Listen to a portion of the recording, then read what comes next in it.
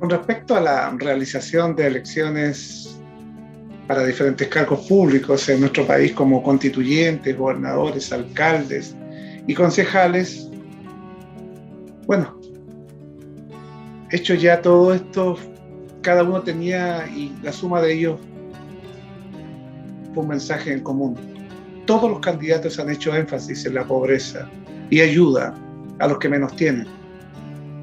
Conversando en la semana con mis alumnos, reflexionábamos acerca de la historia bíblica de Ruth y Noemí y su contexto sociocultural, donde veíamos la mano y preocupación de Dios hacia los pobres.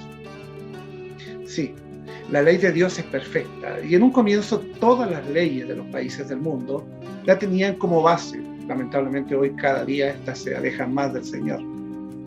Con respecto a la ley del agricultor, por nombrar alguna de ellas, y respecto a la hospitalidad y el comer el grano en el campo, la ley de Dios decía: cuando el grano de trigo en el campo ha pasado la época llamada época de leche y principia el grano a endurecerse, entonces se le llama filik y se le considera delicioso para comerlo crudo. Los nativos de la tierra le arrancan las espigas y luego las remuelen entre las manos para comerse. Por siglos, la ley tradicional de la hospitalidad ha sido que los viajeros pueden comer del trigo cuando pasan por los sembrados, pero no deben llevar nada consigo. La ley de Dios concede este mismo privilegio. En Deuteronomio capítulo 23 dice: cuando entres en la mies de tu prójimo, podrás cortar espigas con tu mano, mas no aplicarás hoz o hichona a la mies de tu prójimo.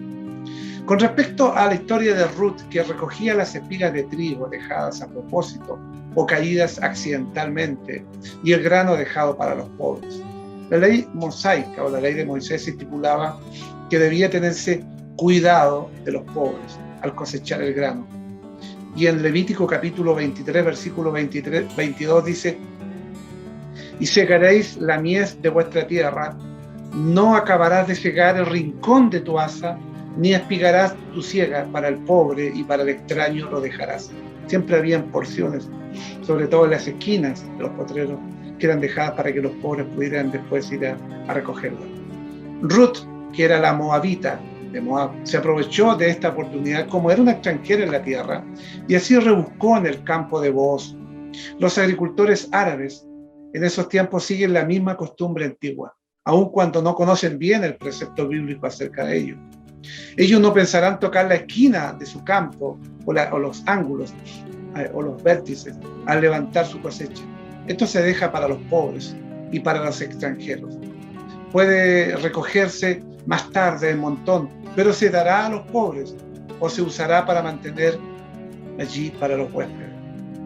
Tanto en el Antiguo como en el Nuevo Testamento vemos el deseo de Dios para que sus hijos muestren compasión hacia los pobres y necesitados. Jesús dijo que los pobres siempre estarían con nosotros. También dijo que aquellos que muestran misericordia hacia los pobres, los enfermos y los necesitados, en realidad están ministrando a Jesús personalmente y por lo tanto serán recompensados. La palabra de Dios nos da una idea de lo que hay en su corazón respecto a los pobres y nos da la instrucción en cuanto a cómo vamos a cuidar de ellos. Si realmente tenemos fe en Jesús, también debemos compartir su preocupación por los pobres. Jesús nos ordenó que nos amemos unos a otros, y qué mejor manera de demostrar el amor, la bondad y la compasión de Jesucristo que alcanzando a los más pequeños, a los más pobres, a los más necesitados entre nosotros. Dios nos dé sabiduría, y a los que han sido elegidos en las urnas para tener ese sentir de servir y no servirse de los demás. Saludos cordiales.